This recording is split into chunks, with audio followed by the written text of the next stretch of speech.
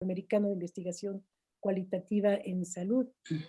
Después de este panel va a haber una conferencia de cierre y enseguida pues va a ser la despedida junto con las nuevas y buenas aparentemente noticias que tendremos en relación con lo que viene. ¿Sí? Entonces, bueno, vamos a intentar estar dentro de los tiempos que se nos marcan, porque además, si no intentamos, igual llega Rodolfo y nos corre, nos termina. Entonces vamos a tratar de ajustarnos. El panel nuestro, se tiene como título la investigación cualitativa en salud en un momento iberoamericano coyuntural. Queremos recordar, como la mayoría de los paneles y muchas de las cosas que se sometieron para aprobación en este congreso, que muchas de estas ideas las habíamos nosotros concebido desde 2019.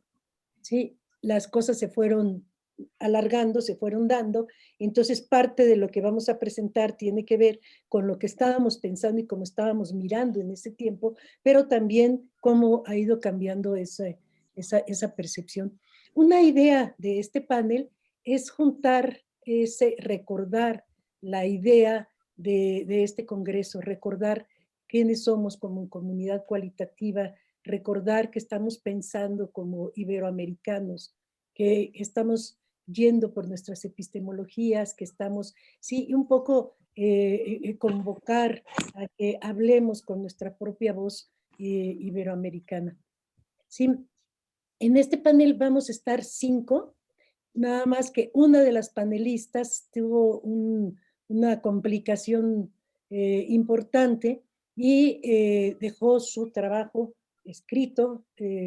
Fernando Peñaranda nos va a hacer el favor de leerlo, pero entonces va a estar con nosotros presente de todas maneras y esperemos que se junte al final de nuestra sesión. ¿Sí?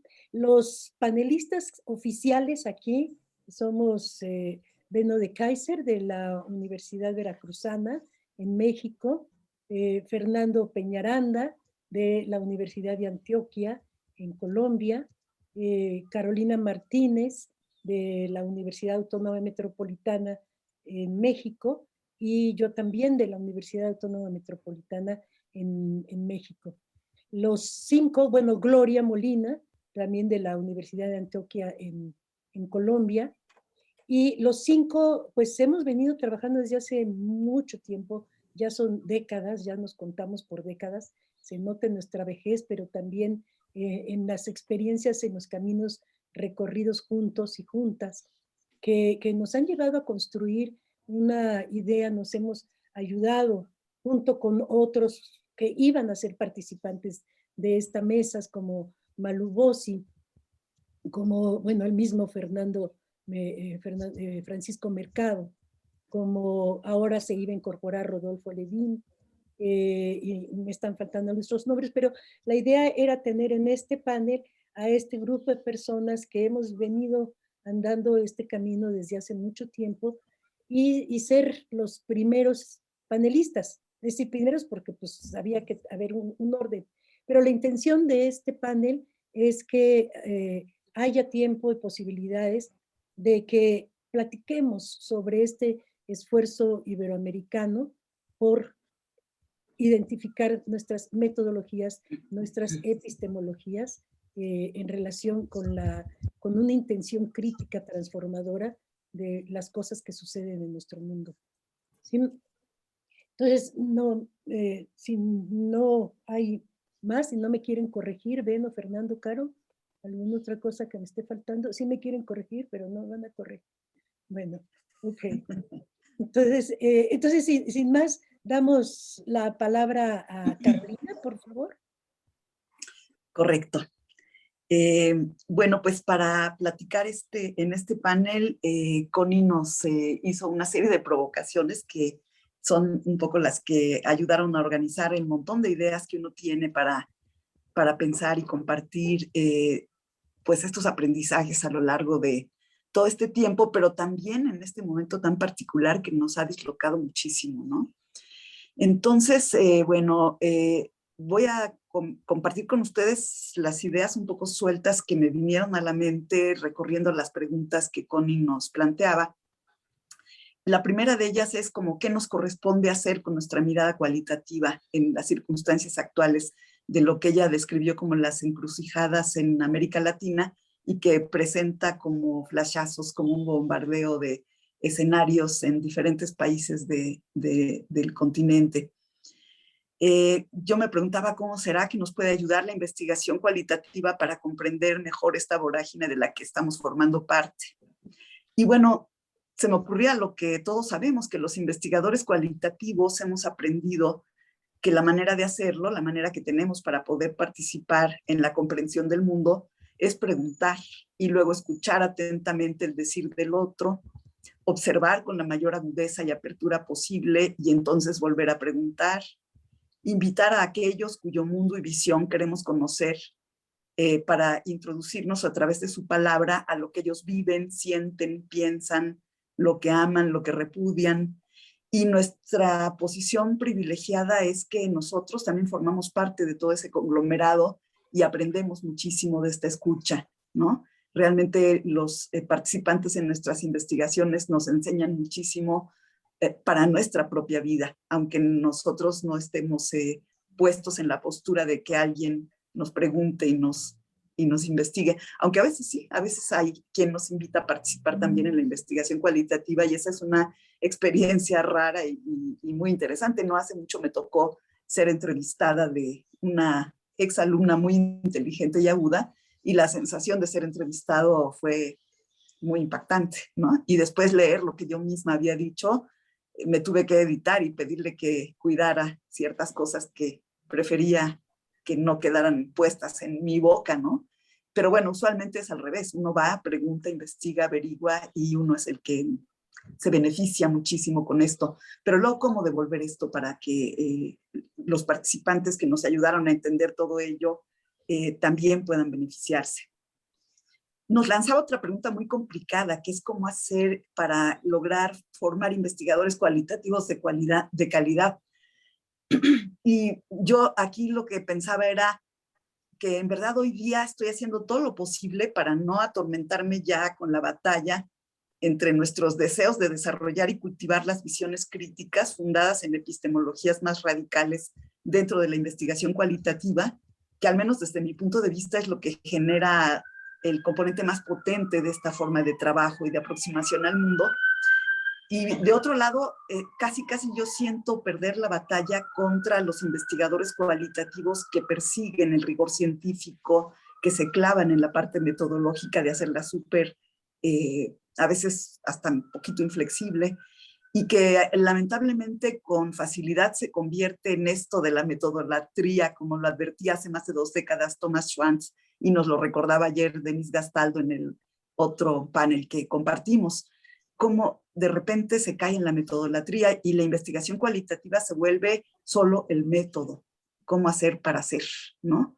Y todo lo demás que hay queda casi perdido. Bueno, intento yo transmitir en la medida de lo posible en los cursos que me toca impartir toda la potencia que tiene la investigación cualitativa desde su más alto plano epistemológico y las nuevas formas radicales de pensar distinto que la ciencia clásica, y ya, no me atormento más porque verdaderamente siento la batalla un poco perdida. Entonces me siento muy contenta de estar en un panel como este con personas que sé que compartimos estas ambiciones, pero son lugares ya cada vez más chiquitos y restringidos y ese es un punto que yo no abandono la causa, pero la doy un poquito, qué horrible decir que la doy por perdida, porque no habría que darla por perdida nunca, pero por lo menos no atormentarme con ello. Listo.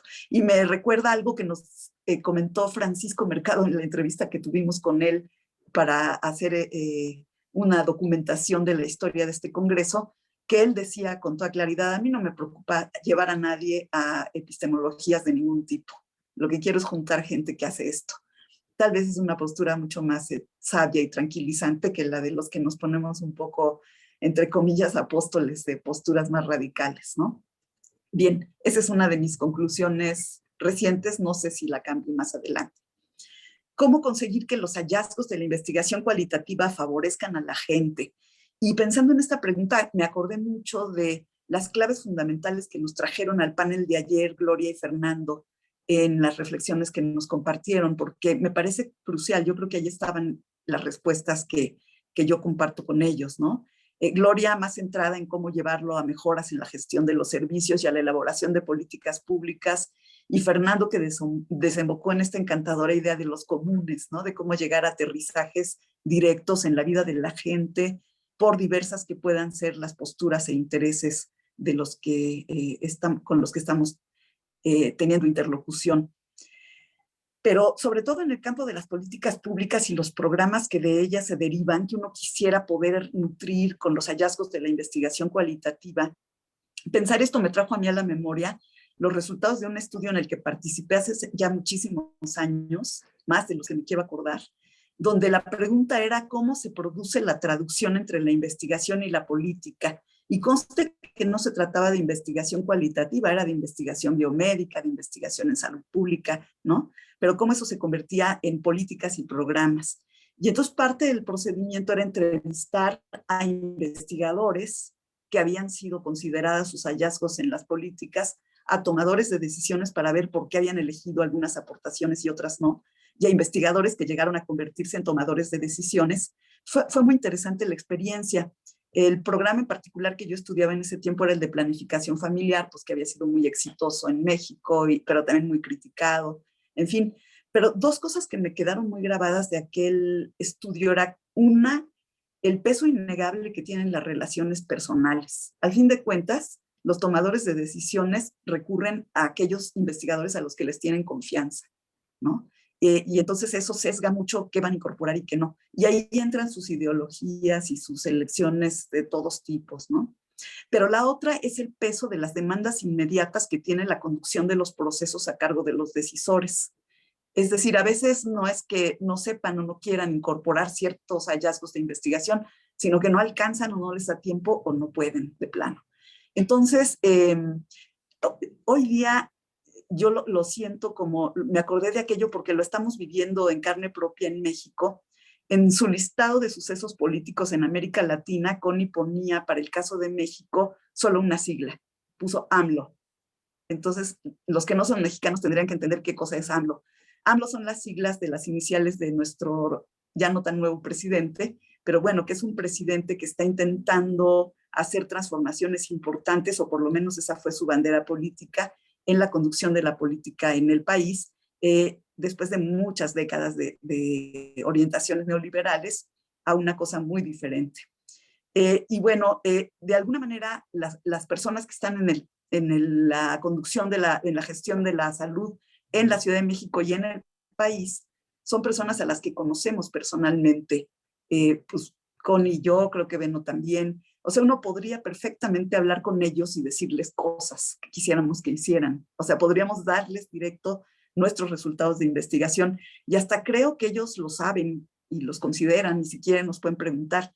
Pero me parece a mí que por un lado están completamente rebasados por lo que está ocurriendo. Nos dirían, sí, tienen toda la razón en lo que nos dicen, pero a ver cómo le hago, mira, y nos ponen enfrente su tablero y pues uno se regresa a la universidad porque eso está complicadísimo, ¿no? Y por otro lado, la verdad es que los recursos de los que disponen están muy por debajo de lo que se requeriría. Entonces, aun cuando los convenciéramos, las posibilidades materiales de los procesos y de los recursos no darían, ¿no? Me voy a concentrar para no expandirme demasiado en un asunto que es con el que más he trabajado yo últimamente, que es el de la salud mental. Yo les podría decir que pese a los grandes esfuerzos que están habiendo en el país por considerar este referente, la verdad es que, visto desde el lado de las necesidades de la gente, yo estoy segura de poder afirmar que, sobre todo para los más desprotegidos, que son como el 70% de la población, este ángulo está prácticamente abandonado. O sea, no hay manera de atenderlo, ¿no? Bueno, eso me lleva entonces a cómo podríamos tratar de ayudar a aliviar el sufrimiento causado por las restricciones, decía Connie, en el ejercicio de la salud, la presencia de la enfermedad, la desigualdad. Bueno, como comentaba yo ayer en el panel que me tocó coordinar, les diría que en este momento a mí se me han impuesto la humildad y la incertidumbre. casi diría, no sé, no sé cómo hacer exactamente. Estar ahí, observar, preguntar, pero no estoy muy segura qué hacer. Si hablara de nuevo básicamente del cuidado de la salud mental, mi sensación es que al menos en México todo lo que tiene que ver con el cuidado y el cultivo de la salud mental está ocurriendo entre la gente, afuera y lejos de la atención médica profesional, salvo en los muy excepcionales, contados y privilegiados casos en los que algunas personas tienen acceso a psicoterapias profundas de acompañamiento largo. Lo demás está dejado a su libre curso, porque no, parece que no ha habido manera de hacer otra cosa. Por ejemplo, voy a tomar el caso de una de las situaciones más graves que han llegado a suceder, para irme al caso así extremo, los feminicidios durante la pandemia. Por distintos caminos llegaron a mi conocimiento dos casos. Uno que he compartido en otros foros, Connie me lo ha oído como 500 veces porque me impactó muchísimo, fue el de una de las personas que acompañaba a una de las pasantes en servicio social que estaba a cargo de telefónicamente ir siguiendo a las personas que se habían reportado con síntomas de COVID en una plataforma, y ellas tenían que acompañarlas 15 días para ver su evolución y ayudarlas a cuidarse y a buscar hospital y lo que fuera. Y esta persona le recibe la llamada en un transporte público muy precario de la ciudad, que son los microbuses, y escucha todas las preguntas de la pasante, hasta que de pronto le dice: a ver, dígame por favor cómo puedo hacer para cuidarme en este momento que voy a reconocer el cadáver de mi hija que fue asesinada por su pareja. Entonces, la pasante se quedó impactada, y yo y todos nos costó mucho trabajo elaborar ese punto. Y la pasante me contaba, yo francamente no supe qué decirle. Recité como perico las medidas higiénicas, pero ¿qué hacer con una situación así?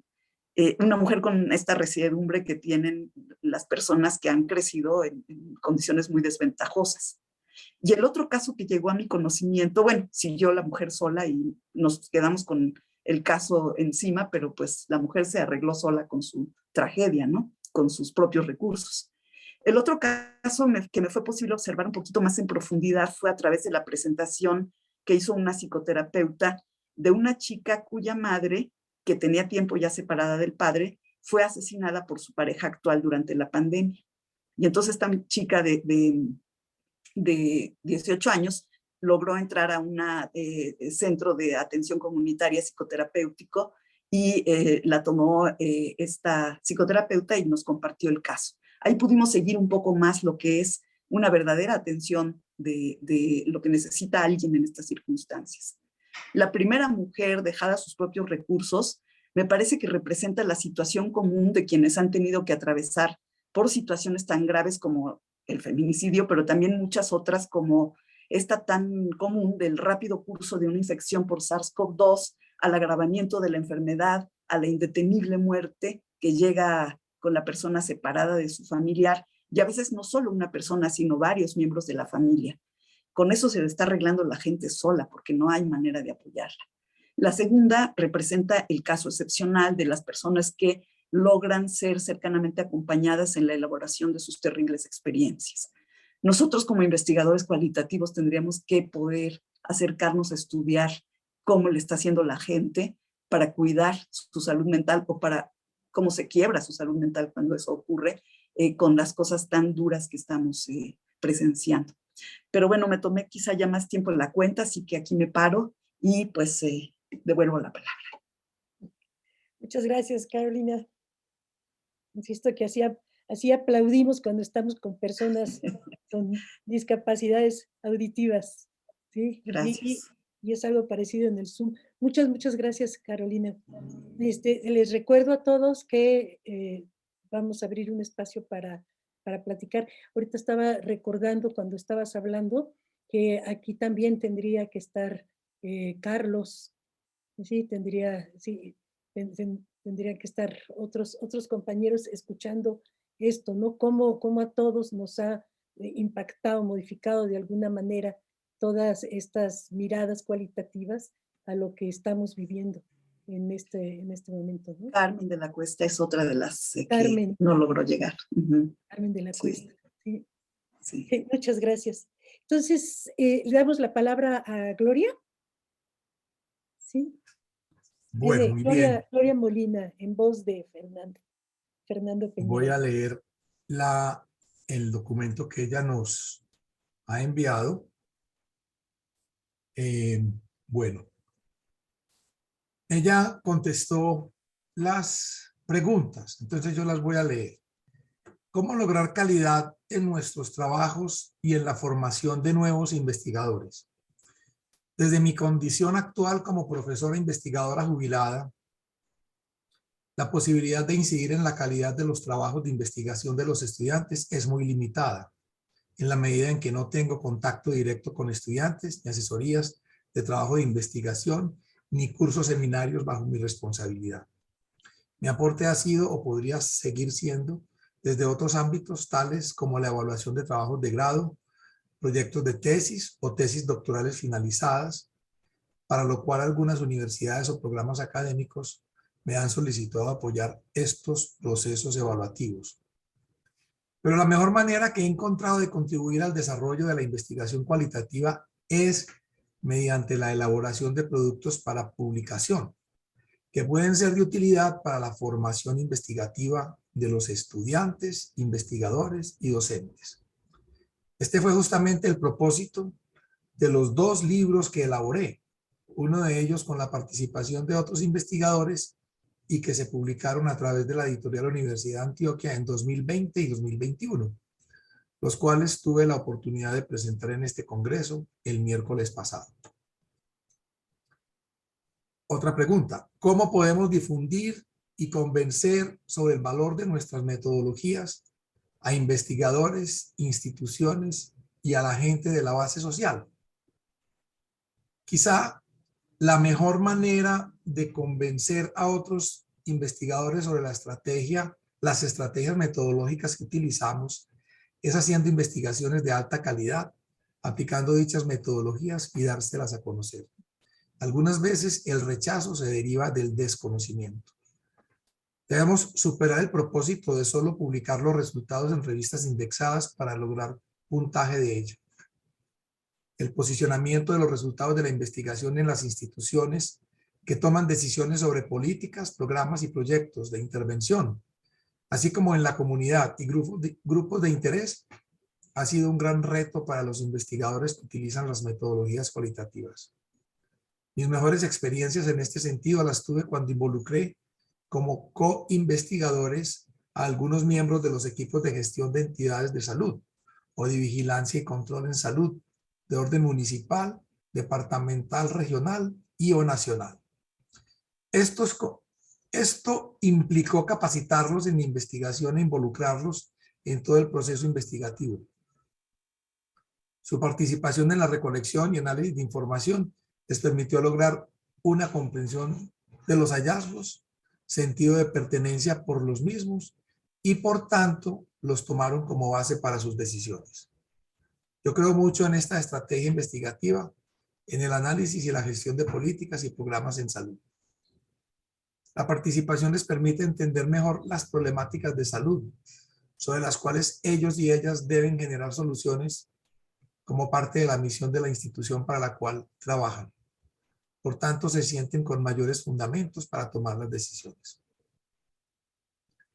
También como investigadores nos toca lidiar y admitir que con frecuencia nos enfrentamos al hecho de que los resultados de la investigación no son bien recibidos ni aceptados por los tomadores de decisiones.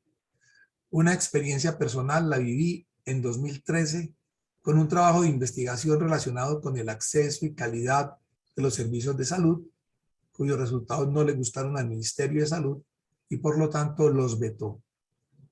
Él consideraba que estos resultados tenían un sesgo ideológico, porque no mostraron un buen desempeño del Ministerio, ni del Sistema General de Seguridad Social en Salud colombiano. Mi aliado fue un periódico de carácter nacional que publicó algunos de los resultados y les dio viabilidad nacional, lo cual tampoco le gustó al ministro. El Sistema General de Seguridad Social en Salud fue creado legalmente en 1993 y puesto en marcha en 1995. Y 15 años después, los indicadores básicos de salud pública estaban en un franco deterioro, a pesar de que hubo un incremento de los recursos económicos para el sector salud. Esto se derivó en parte de la privatización y por ende, gran parte de los recursos económicos de salud pasaron a engrosar el capital privado de las empresas aseguradoras en salud y de las instituciones prestadoras de servicios privadas con ánimo de lucro, las cuales entraron a ser parte del sistema de salud, lo que llevó a un retroceso en las acciones de salud pública. Y la pregunta final, ¿cómo podemos hacer para que la comprensión lograda con nuestras metodologías ayude en el alivio de sufrimiento causado por restricciones al ejercicio de la salud y por presencia de enfermedades de la desigualdad en nuestros pueblos iberoamericanos? Como mencioné en la pregunta anterior, tenemos un gran reto de constituir equipos de investigación donde participen profesionales de los equipos de toma de decisiones de las entidades de salud. Además, sería muy útil apoyarse en profesionales especializados en medios de comunicación, quienes ayuden al desarrollo de estrategias comunicacionales para posicionar las diferentes perspectivas de investigación, los procesos metodológicos y los resultados en la comunidad, la sociedad y sobre todo en los tomadores de decisiones, que deben definir y poner en marcha las políticas y programas en salud, así como servicios sociales y económicos que favorezcan la salud de la población. Ahí termina Gloria con su presentación. Muchas gracias, Fernando. Muchas gracias, Gloria, que no estés aquí. Esperemos que al ratito se reincorpore Gloria. Me parece bien, fue breve su historia, pero nos está contando ella cómo lo ha vivido, ¿no? Aquí una cosa que me parece interesantísima es esto: si quieres aliviar, mejorar la calidad, siguiendo el apostolado, ¿no? Si quieres mejorar la calidad, pues haz investigación de calidad. No digas cómo hacerla, sino hacerla, ¿no? En fin, entre otras cosas. Pues muchas gracias, Fernando, por darle voz a Gloria. Muchas gracias, Gloria, por estar aquí. Bueno, entonces, pasamos con Beno, por favor. Nuestro comisario Beno.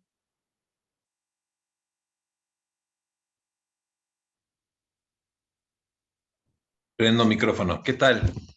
Qué honor estar con ustedes y qué saudade de no poder estar presencialmente, incluso con las colegas mexicanas que aquí presentan. Nos hubiéramos juntado las tres personas y por lo menos tener esta sensación en 3D. Yo quiero compartir un poco la experiencia de los últimos años, también volcado a la docencia, a acompañar procesos, más que enseñar, acompañar procesos en las 3 maestrías en las que tengo participación, en la Universidad Veracruzana, y tengo una pequeña coda de lo que estoy haciendo en los últimos meses. Entonces, comparto pantalla. Tiene la virtud de esconderse las presentaciones. Aquí está. Entonces, bueno, esto se da en el contexto de la Universidad Veracruzana.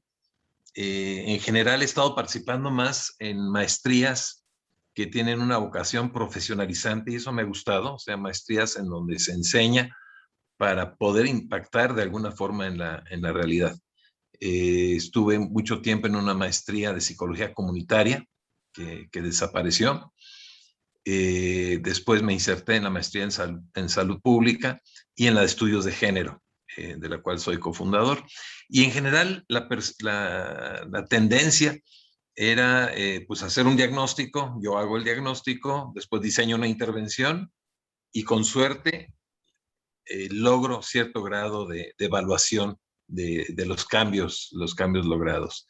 Creo que mi contacto con ustedes, con el campo de la antropología, con el campo de la salud mental, todo el trabajo que hemos hecho de promoción de la salud con Connie en la UAM y otros encuentros fecundos con mucha gente, me han ido llevando a contribuir a que evolucionemos a diagnósticos participativos, no el yo soy quien diagnostica desde un dron, En salud pública ya logramos hablar de proyecto aplicado y no intervención, porque el tema de intervención siempre me mantuvo como bastante inquieto, y hay que reconocer que a veces es intervención, realmente es intervención desde fuera para modificar una situación y no una intervención con. Y en el ámbito de la maestría de estudios de género, creo que ya estamos maduros y maduras para empezar a hablar de la investigación acción participativa. Creo que ese es un paso, porque también incomoda mucho en una maestría de género esta idea de la intervención. Y bueno, no hemos avanzado mucho, pero también tendría que haber un ejercicio real de evaluación participativa. ¿Cuál es el contexto? Bueno, es Jalapa, pero también tenemos mucha gente de otros lugares de Veracruz y México, y es muy parecido al contexto que nos mandaste, el contexto latinoamericano, cruzado por diferentes inequidades de clase, raciales, de género, diferentes violencias. Veracruz ha sido uno de los estados más afectados por distintas formas de violencia, y ahora encima la pandemia. Y creo que la experiencia que tienen ustedes es la misma nuestra, de tener que prácticamente llevar un curso completo de maestría en línea, con las limitaciones que esto significa para hacer investigación cualitativa de veras y hacer una intervención con, o un proyecto aplicado con, o la investigación acción participativa. Entonces eso ha sido todo un reto. La tendencia es cada vez más, y coincido ahí con las profesoras, sobre todo en la maestría de género, de un conocimiento situado. Esto de pronto hay que recordarle a los estudiantes que hay que aprender del diagnóstico, porque de pronto ya tienen diseñada la intervención. Voy a hacer un taller con jóvenes para prevenir la violencia, y se siguen de largo a pesar de que todavía no han hecho el diagnóstico. Entonces, este ejercicio es, bueno, el diagnóstico lo estás haciendo como para entender, como aprender con H acerca de la situación que te interesa, y eso necesariamente tiene que modificar el tipo de proyecto práctico que vas a hacer. También hemos ido avanzando, y eso es algo que trabajamos mucho en Lisboa, esto de reconocer la implicación y enunciarnos en forma explícita, no como en un documental, la voz en off del investigador, sino, bueno, yo quién soy y por qué en este momento estoy haciendo esta maestría y estoy decidiendo trabajar con esta población en esta temática. Eso es bien importante como para poder también encontrar sesgos, limitaciones propias de la historia de vida de cada quien. Y también reconocer que en el ámbito de una maestría, pues es una transformación modesta la que se puede lograr. Eso también ha costado. No vamos a disminuir la violencia, no vamos a mejorar la salud significativamente, sino vamos a tener algunos resultados, ¿sí?, que a su vez podrían tener un impacto que no vamos a poder medir, pensando en el tema de lo cuantitativo. Pero hay una tercera maestría que, bueno, es la que más me convoca y me mueve y me permite articular también intereses y pasiones propias, que es la de salud, arte y comunidad. De las tres maestrías, la única que no tiene beca de CONACYT. Es un esfuerzo que llevó casi 7 años de trabajo con colegas de la Universidad de Nantes, que de ellos salió la idea. La idea básica es cómo desde mi profesión de origen, pedagogía, medicina, enfermería, antropología, música, puedo impactar positivamente a alguna comunidad en algún aspecto de su salud. Ese es el concepto básico. Y en el proceso de organización vimos que no iba a tener asidero en la Facultad de Medicina. Era un concepto demasiado radical, pero finalmente logramos encontrar el asidero, en el caso de la Universidad Veracruzana, en la Facultad de Psicología. A pesar de que fue idea de los compañeros de Nantes, arrancó antes en la Veracruzana, y apenas el año pasado pudieron ellos arrancar en Nantes. ¿De qué se trata? Bueno, borrar fronteras entre las disciplinas. Hay miles de disciplinas con nombre propio y características propias. Cada vez está más parcelado. Entonces, ¿cómo empezar a borrar y articular y dialogar entre disciplinas? Parte de la idea de la noción del pensamiento complejo, de los distintos niveles de realidad, es importantísimo conocer la implicación del sujeto, de la persona que está acompañando estos procesos, y se promueve un diálogo y participación real de la población con la que se trabaja. Cuando estuvimos en Florianópolis pudimos compartir algo de la primera generación, y me gusta hablarlo sobre todo a partir de los ejemplos, ¿no? Cómo desde la literatura se puede influir positivamente en la trayectoria de la población transexual, cómo desde el canto se puede trabajar con jóvenes en una secundaria y a través del canto mejorar el autoconocimiento, el uso de teatro invisible de Augusto Boal con universitarios para cuestionar la homofobia, el trabajar con mujeres rurales, el tema de la identidad desde el trabajo textil. Uno de los trabajos era hacer un autorretrato, una muñeca como autorretrato. El trabajo con la danza, desde la danza y el movimiento corporal con mujeres rurales para contribuir a su empoderamiento. El trabajo desde las artes visuales con una población desplazada interna en México, en Campeche, no población migrante de Centroamérica, sino población desplazada por razones económicas. Y el trabajo desde la narrativa para reflexionar el proceso salud-enfermedad con usuarios de servicios de salud, pero también personal médico y de enfermería. Esta es la primera generación y realmente es fascinante ir acompañando estos procesos. La segunda generación pues no se queda atrás. Hay un colega músico, Vicente, que organizó una orquesta con niños sobrevivientes de cáncer, una orquesta de música clásica. Una maestra que trabaja desde el teatro, cuestionar el acoso escolar en secundaria. Un psicólogo que está trabajando con hombres en situación de calle, con fotografía participativa, para dar cuenta de su vivencia. Una psicóloga y abogada trabajando con la danza y el movimiento, tratando de, desde una mirada de género, mejorar la depresión de hombres y mujeres. Otro desde el son jarocho, cuestionar el tema de la violencia. Hay una comunidad cerca de Jalapa en donde aumenta una enfermedad que se llama ataxia hereditaria, en donde se van perdiendo todas las facultades, pero quizá lo último que permanece es el oído, entonces trabajar desde la música con ellos. Uno que se salió era médico, es médico, sigue siendo médico. Su proyecto era usar títeres para trabajar con hombres en la detección oportuna del cáncer de próstata.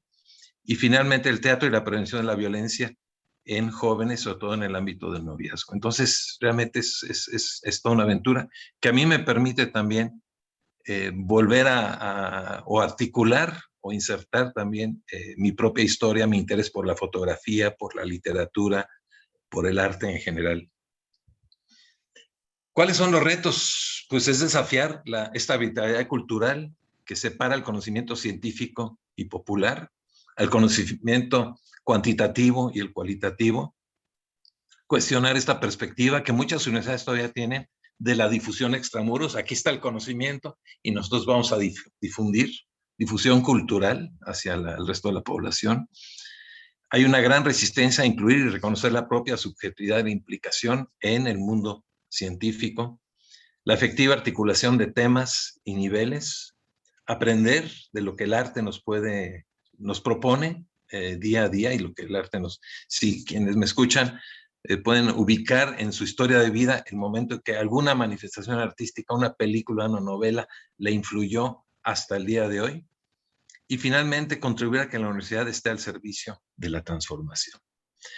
Como CODA, mencionar que tengo 1 año y medio prácticamente colaborando con la UNAM, y ahí no es tanto investigación, sino busca hacer acción cualitativa y cuantitativa, en mi caso, en el trabajo con hombres. Aquí pongo marzo 2020 como un mes que remeció a la nación, la protesta de las mujeres en las calles y después el silencio de las mujeres con la huelga, y eso movió a muchos hombres para empezar a mirarse a sí mismos y a reflexionar en torno a lo que está significando la masculinidad en la propia universidad.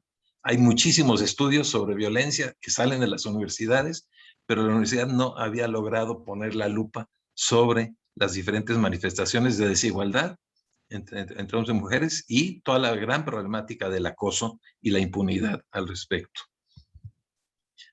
Para una presentación, es la última lámina, retomé este barco que se atoró en el canal de Suez y que detuvo el tráfico durante mucho tiempo, y esa foto de esta draga tratando de limpiar como para que salga a flote. Entonces la uso mucho para decir, bueno, un taller suelto no va a ser gran cosa, sino tiene que ser realmente todo un esfuerzo articulado que se está haciendo desde la Coordinación para la Igualdad de Género de la UNAM, en donde se está revisando toda la parte del protocolo, toda la parte legal, se está reforzando la defensoría. Hay toda una bronca para sancionar, sobre todo mientras más alto nivel tiene la autoridad, más difícil es la sanción, sabiendo que la sanción va a tener un efecto educativo, por decirlo así, hacia las otras personas, creaciones de comisiones de género, capacitación de personas orientadoras, cambios curriculares, un trabajo de difusión muy grande, un trabajo poderoso hacia las mujeres y la población sexodiversa, que es un porcentaje más alto de lo que se pensaba.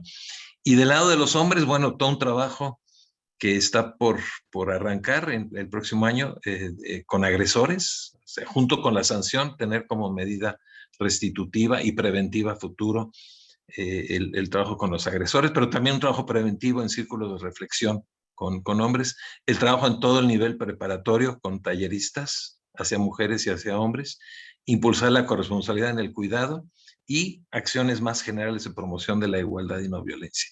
Entonces, esto no va a suponer en sí una investigación cualitativa,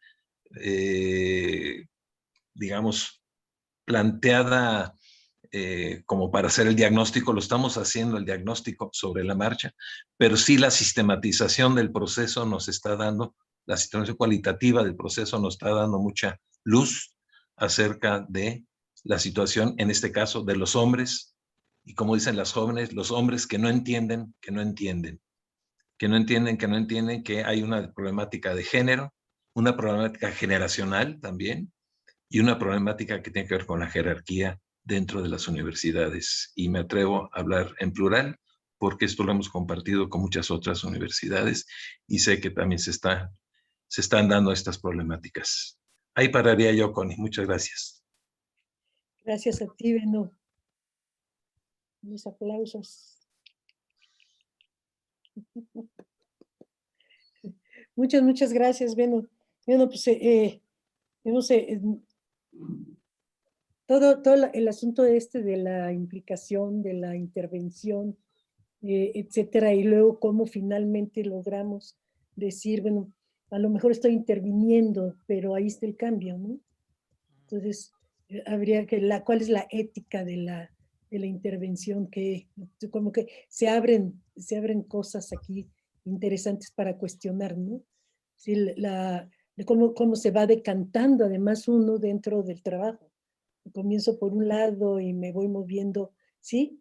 Sin mantener lo que no sé. Bueno, yo, a menos desde que éramos chiquitos, ¿no? Como diría Carolina, nos conocemos desde que éramos chiquitos y no ha cambiado. Es un eje continuo, desarrollado en distintos lugares, distintas maneras, pero es un eje.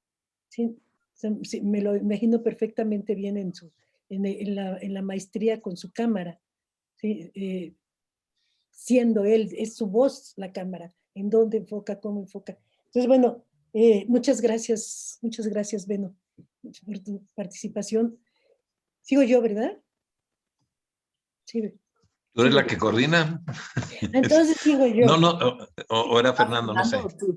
Ay, Dijiste Fernando. que Fernando, sí. Perdón, sí, va Fernando. Sí, Fernando, pero en voz propia. No era. Ahora no sí transfigurado en Sí, gloria. pues es que aquí están los carritos, pues Fernando ya.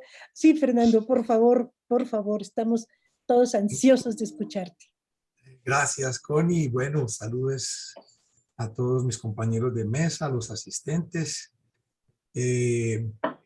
Gracias, Connie, pues por haber promovido esta mesa y al Congreso por darnos la oportunidad de estar acá, todo el esfuerzo que se ha hecho. También dar las gracias por las presentaciones que he tenido la fortuna de escuchar en este momento.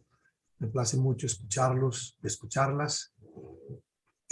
Voy a presentar, perdónenme un momentico,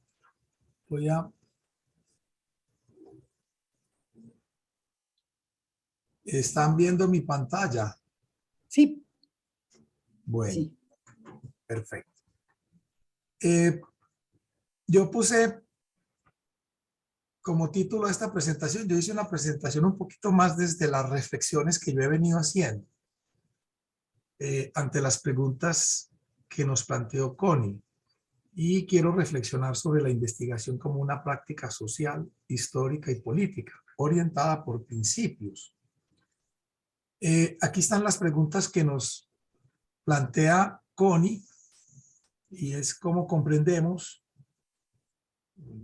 cómo lograr la calidad de nuestros trabajos en la formación, cómo lograr que nuestras comprensiones ayuden al alivio del sufrimiento y cómo aportar en la superación de las desigualdades. ¿Qué hacer? Es lo que Connie nos llama. Yo quiero plantear esta reflexión iniciando con un comentario que hace Carolina una vez hace la presentación en el día de ayer en relación, cuando hizo su presentación del libro, del capítulo del libro, donde habla más allá pues de los, digamos, de las dicotomías de cualitativa y cuantitativa, y habla más bien de la coherencia epistemológica. Yo creo que ese es un buen punto para iniciar. Un primer elemento que quisiera compartir con ustedes es cómo entender la investigación, cómo entender nuestro método. Y yo creo que en primera instancia habría que entender que todos hacemos una interpretación de eso que hacemos. O sea, nosotros le damos nuestra propia, digamos, nuestro propio sello. Y en el fondo, nuestro método es una forma de mirar, de comprender, pero más allá de ser y de actuar. Uno podría decir que es un lente que se configura, entre otras, en muchas otras cosas, por lo menos de una teoría desde la cual comprender la realidad. Ayer Denise nos hablaba de la crítica que hacía Janicek a la metodología como metodolatría. Janicek, yo no sé si todavía estará viva, porque eso fue a finales del siglo pasado, era o es una bailarina o fue una bailarina de ballet. Entonces ella trataba de plantear digamos, el actuar del investigador como un arte. O sea, ella se paraba como una bailarina. Y en eso, de alguna manera, recoge a Feyerabend cuando desde la física también planteaba la belleza de una teoría, o sea, lo estético que tiene una teoría. Pero en resumidas cuentas, lo que queremos entender del método o de la acción que hacemos nosotros como investigadores es que es un proceso de creación y además de expresión del sujeto. En ese sentido es que se refiere a esa idea de arte. En resumidas cuentas, yo podría decir que lo que hacemos como investigadores es aportar una mirada, aportar una interpretación de ese mundo que estamos tratando de conocer, para generar un diálogo con otros, con el cual nosotros podamos seguir una conversación. Habrá interpelaciones, otros se sentirán reflejados, otros no, etc. Entonces, yo planteo que más allá de establecer un método como una serie de procedimientos para llegar a un conocimiento verdadero, como nos lo planteaba Descartes, realmente más bien es una acción, como les planteé, una práctica social, histórica, porque cambia a través de la historia, se entiende de diferente manera, y política, precisamente porque nosotros queremos hacer cosas y hacemos cosas, porque actuamos en la sociedad con la investigación. Entonces, más allá de digamos, de unos procedimientos, a mí me parece que nosotros tendríamos que pensar en principios, los principios que orientan la investigación. Y estos principios, pues yo voy a tratar ahora 5, serían aquellos principios que de alguna manera, desde mi punto de vista, estarían respondiendo a las preguntas que nos hace Connie. El primer principio es entender que nosotros hacemos una interpretación, pero que requerimos una perspectiva, como diría Habermas, realizativa. Esto quiere decir que nosotros hacemos una construcción intersubjetiva con el otro y desde nuestras subjetividades. Y para eso se requiere una gran capacidad de escucha, lo cual es fácil decirlo, más difícil hacerlo. Y lo que buscaría con esto, como diría Gadamer, es una fusión de horizontes, una amplitud de horizontes que nos permita comprender más ampliamente la realidad y al sujeto con el cual estamos interactuando. Esto implica una disposición especial para relacionarnos con el otro y, como decíamos en la sesión pasada, una buena capacidad reflexiva individual y colectiva. Yo quiero aquí rescatar el papel de las narrativas en la investigación. La posibilidad de que las personas cuenten su historia, y su mundo, que es un sujeto y un mundo que es territorial, social, cultural y ontológico. De esa manera las personas, los sujetos, realmente resignifican sus vidas y avanzan en procesos de sanación que pudiéramos denominar de cierta manera como terapéuticos. Creo que ahí empiezan los procesos de transformación. Segundo criterio o segundo principio que quiero compartir con ustedes es la teoría respecto al objeto. O sea que hablábamos que en muchas oportunidades se le da mucho énfasis a lo procedimental y a lo metodológico, pero alguien que se pueda hacer las preguntas más profundas y complejas es alguien que conoce ese tema que está investigando. Entonces, es muy importante realmente centrarse en un objeto que se convierta o lo construyamos como un proyecto de vida, como una pasión que nos mantiene la inquietud incesante por preguntarnos y buscar más, resolver problemas y generar otras cada vez más complejas. De esta manera, esta fundamentación teórica se va construyendo con las investigaciones, con las acciones que el investigador realiza en la sociedad, como docente, como sujeto político. El tercer principio, yo lo denomino, es reconocer al investigador como sujeto moral y político. Y es entender que nosotros nos relacionamos con el otro o con otra como alguien con rostro, como lo diría Levinas.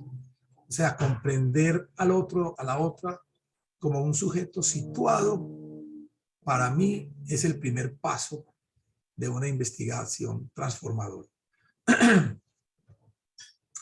por eso, por verdaderamente relacionarnos con el otro, con un sujeto con rostro, entonces por eso nosotros nos podemos comprometer con él, con su sufrimiento, y de alguna manera nos hacemos responsables.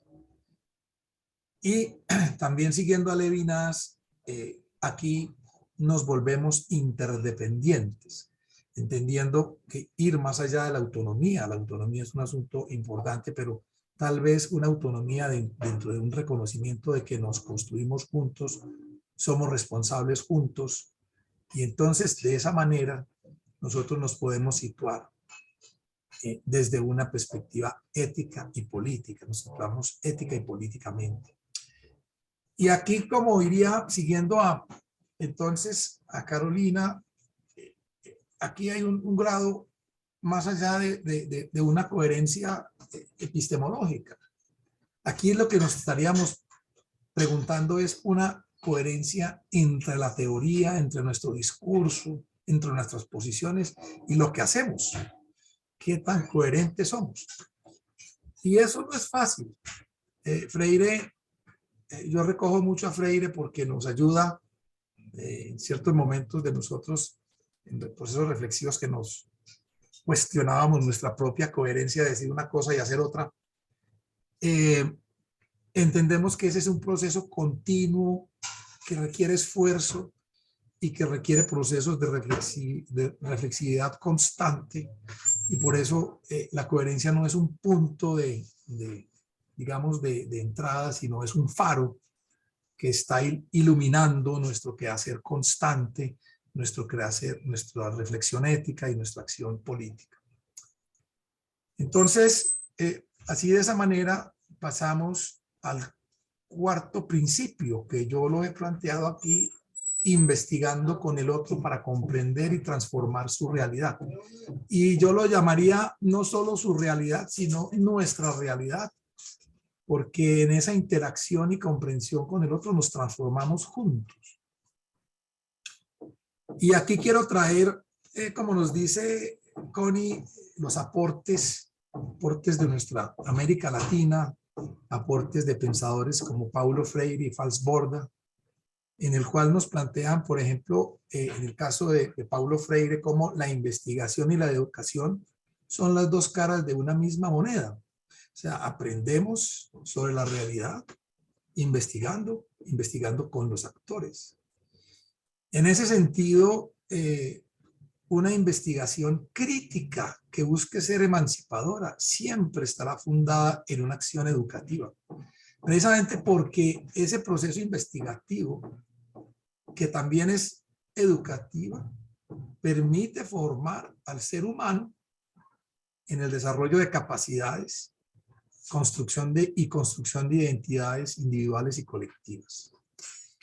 De esa manera, nosotros podemos comprender juntos la realidad para construir los temas generadores, como lo llama Freire, que no es una consulta, sino es un producto de una investigación que permite develar las estructuras de la injusticia e ir más allá de lo que él llama esa conciencia ingenua, para ampliar un poco una visión crítica y llegar a unos temas que puedan guiar una formación crítica. De esa manera podemos comprender aquellas condiciones que él llama condiciones límite, que son los que están, digamos, estorbando, limitando la posibilidad de ser más, o sea, de formarnos más como seres humanos, de desarrollarnos, y de esa manera poder construir inéditos viables o esas utopías que nos permiten construir un futuro diferente. Y finalmente, una concepción de salud, obviamente que trascienda la enfermedad, no quiere decir que no la tenga en cuenta, muy en cuenta, pero la trasciende hacia estos conceptos de buen vivir y una vida valorada, este concepto de buen vivir que hemos ido recogiendo del pensamiento ancestral latinoamericano, del mundo quechua ecuatoriano, summa causae, la vida en plenitud y armonía, del mundo cuna, baluaba, la unidad de la naturaleza, del mundo aymara, summa caumaña, bienestar de tu fuerza interna, y de los pueblos mayas, mapucha y guaraní, que todos estos tienen una idea de planes de vida fundados en la unidad del mundo sin dicotomías. Yo creo que ese es un elemento que estamos teniendo en cuenta, es cómo romper precisamente todas estas dicotomías en las cuales hemos estado metidos y lograr una relación más respetuosa con el otro, con sus conocimientos, sus cosmovisiones, una relación más respetuosa y cuidadora con la naturaleza. Y finalmente, yo recojo este concepto de Amartya Sen, de una vida valorada, la posibilidad de, o mejor dicho, las oportunidades para vivir la vida que cada uno valora y que remiten a justicia, a una posibilidad de una vida con mayor justicia. Bueno, yo dejo ahí. Muchas gracias, Connie. Gracias a ti, Fernando. Muchas gracias.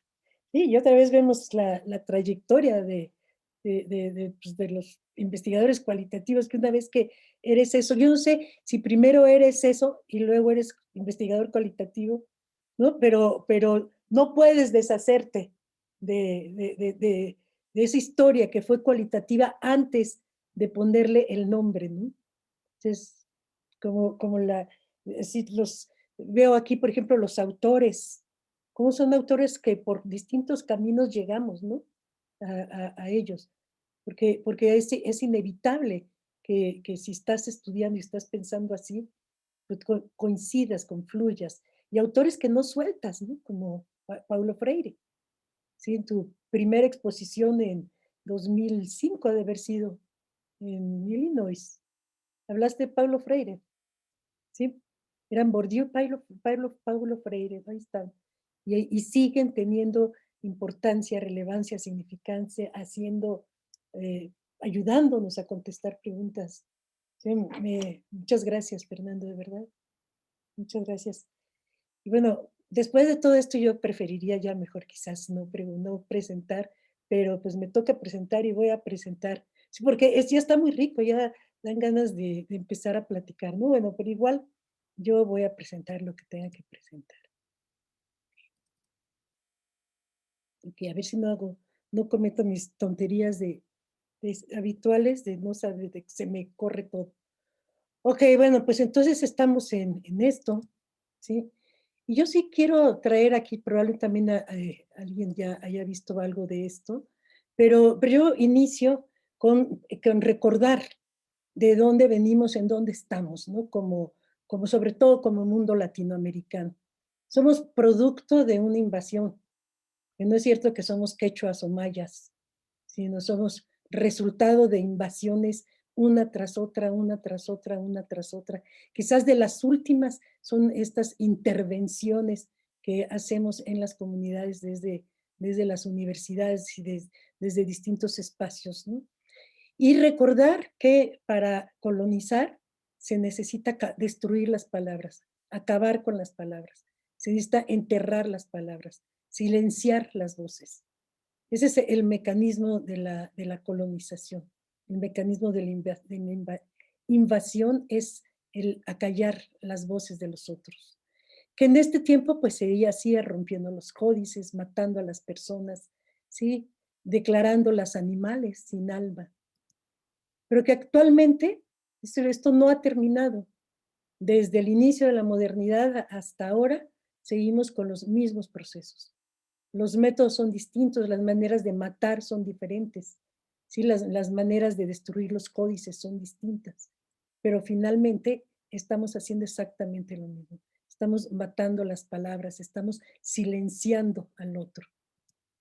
¿Sí?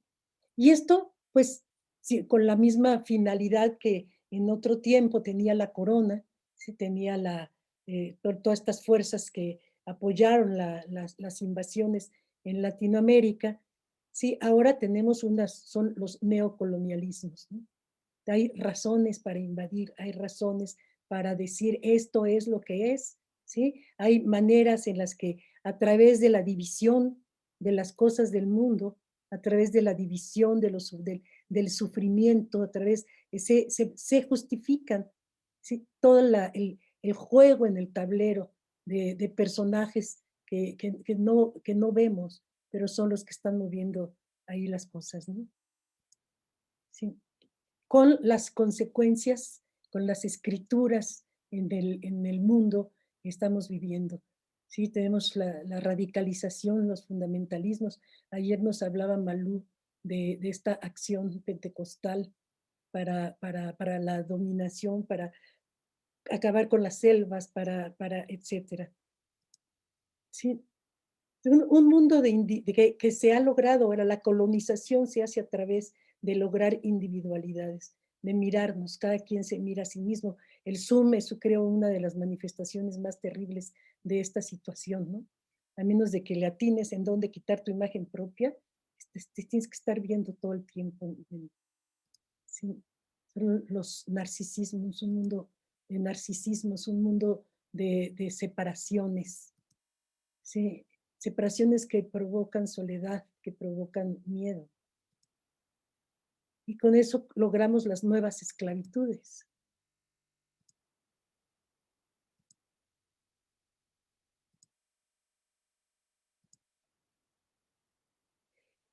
La manera ahora de acallar, la manera de hacer esto siempre ha sido, es la normalización.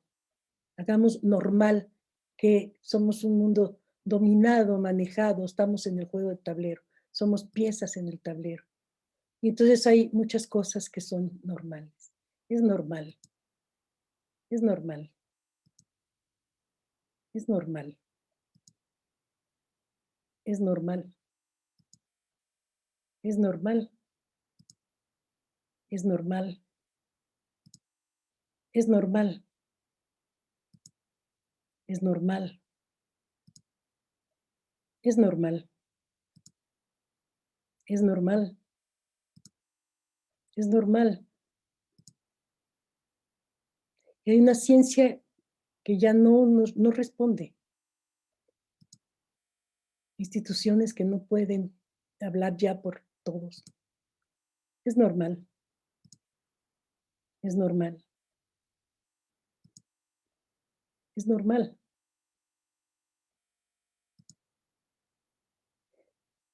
Lo que nosotros, la promoción de la salud o las investigaciones críticas salen de, quizás como lo que decía Carolina hace rato, ¿no? Y ahora es normal. Como siempre.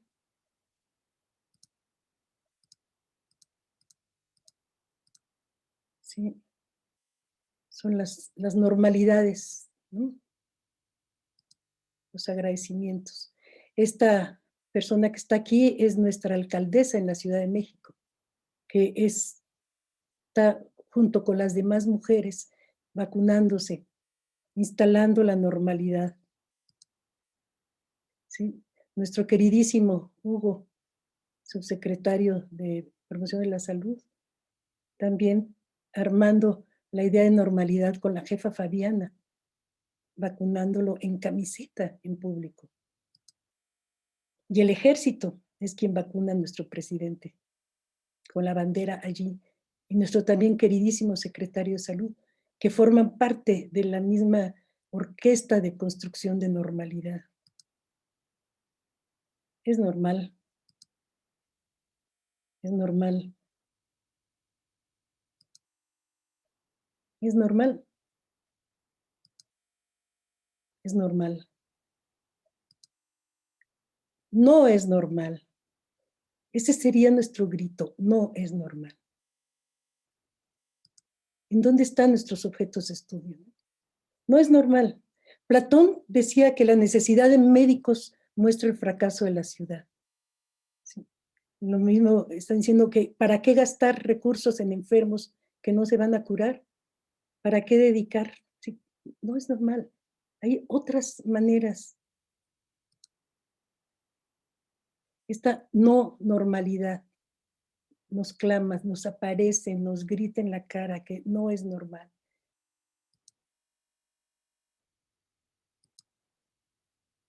Dice Boff, el ruido de los pobres y el ruido del planeta es lo que hoy nos ensordece. ¿Sí? Y es lo que nos llama para gritar, no es normal. Nuestros objetos de estudio pueden estar encaminados a decir, no es normal.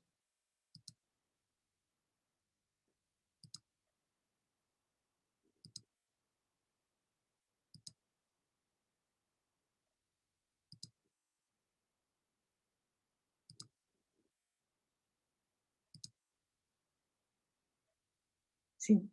Y aquí recuerdo a Fernando ayer, ¿no? La importancia.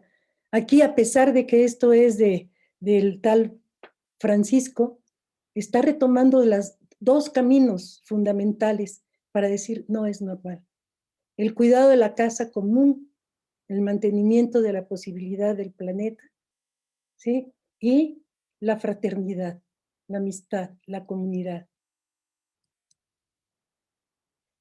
En este giro histórico, dependemos de la reconstrucción del conocimiento colectivo. ¿Sí? Tenemos que decir basta a la colonización, basta a la invasión, basta al epistemicidio. No es normal. Resistencia hoy significa el regreso a lo colectivo para el alivio del sufrimiento humano, a través de observar nuestro mundo, reflexionar sobre lo que somos, lo que queremos y lo que nos impide avanzar hacia lo que queremos. Y sobre esa base, impulsar proyectos individuales y colectivos que ayuden al desarrollo de las capacidades saludables individuales y colectivas. Y que ese desarrollo de la salud se refleje en cambios en la manera en que enfermamos y morimos. ¿Sí? Es pasar de lo armónico, de lo homeostático, a lo progresivo y en perpetua transformación. No más buscar la armonía, no más buscar la homeostasis. Recuperar la esencia colectiva de la especie humana, la esencia común con otros seres de la naturaleza, el interés ético emancipador por conocer y hacer en el mundo. Para nosotros como investigadores cualitativos críticos o para las personas que funcionan en su vida cotidiana como investigadores cualitativos críticos, significa cambios en la manera de relacionarnos con las cosas de la salud y por tanto cambio en la manera de mirar los objetos de la salud. Buscar en las palabras excluidas, prevenir la extinción de palabras, mantenernos en la prevención de extinción de las palabras, acompañar en la curación del daño epistémico, en la rehabilitación de las lenguas y los mundos, y todo esto en la casa común. El reto ahora es lograr girar junto con la historia, pero desde un interés emancipador. Si la historia está girando, ¿vamos a girar? ¿Nos vamos a quedar? ¿Nos vamos a romper si no giramos junto con la historia? Tenemos que repensar nuestras preguntas. Necesitamos pensar preguntas que nos permitan hacer propuestas ontológicas vigentes y pertinentes al giro histórico. Necesitamos repensar la función de la muerte como principio de vida. ¿Sí? Necesitamos empezar a tener una cultura de la muerte que no nos espante. ¿Sí? Repensar el cuerpo humano, repensar al otro, repensar las intervenciones tecnológicas y el sentido de los servicios. Necesitamos buscar en las epistemologías excluidas, prevenir, acompañar la curación del daño epistémico, la rehabilitación de las lenguas y los mundos y utilizar comunitas como método. Necesitamos ir por el Time Doxa, diría Dussel. Necesitamos ir por el conocimiento profundo que nos sustenta, el conocimiento del que permanece. Pues muchas cosas pueden pasar, pero hay lo que permanece. Necesitamos ir por ese conocimiento. ¿Sí? Necesitamos ir en donde ese conocimiento está. Necesitamos voltear, necesitamos escuchar al que nos puede enseñar. Y la propuesta es poner los instrumentos en manos de la gente, no planear para estar, para ir, para ver con la gente, sino poner nuestros instrumentos en manos de la gente. Investigar cualitativa y críticamente es un compromiso político y social y por tanto ético. Ahí termino. Ahora sí terminé porque ayer me faltó de leer un párrafo. Ya, eso es lo que yo quería decir hoy. ¿Sí? Bueno, pues entonces abrimos el micrófono, como ayer Carolina decía, literalmente, si no hay alguien que esté martillando atrás o niños que necesiten llorar a gusto, literalmente podemos abrir nuestros micrófonos para ver cómo, hacia dónde avanzamos. Adelante, las preguntas, allí están, las preguntas del panel, pero creo que después de estas presentaciones se abren nuevas preguntas, ¿sí? ¿Cuáles son esas nuevas preguntas? ¿Qué proponen todos ustedes? ¿Qué proponemos como comunidad cualitativa crítica? Como decía Carolina, y también pueden, ahora todos somos iguales, también podemos participar los panelistas, ¿sí?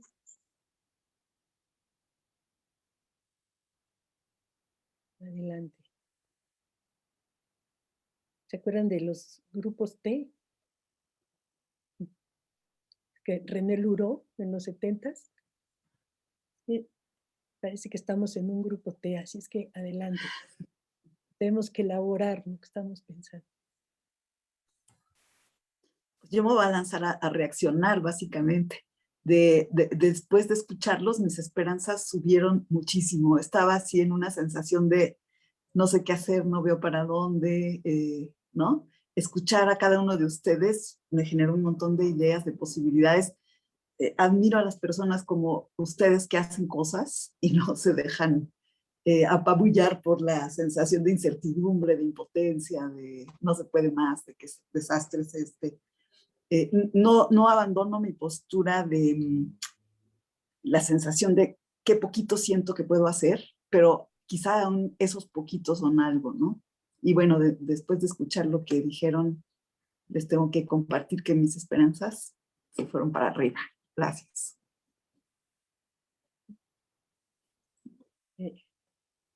Es mucho la sensación, yo creo cada vez que asistimos a este congreso, la sensación al final es esa, ¿no? Como...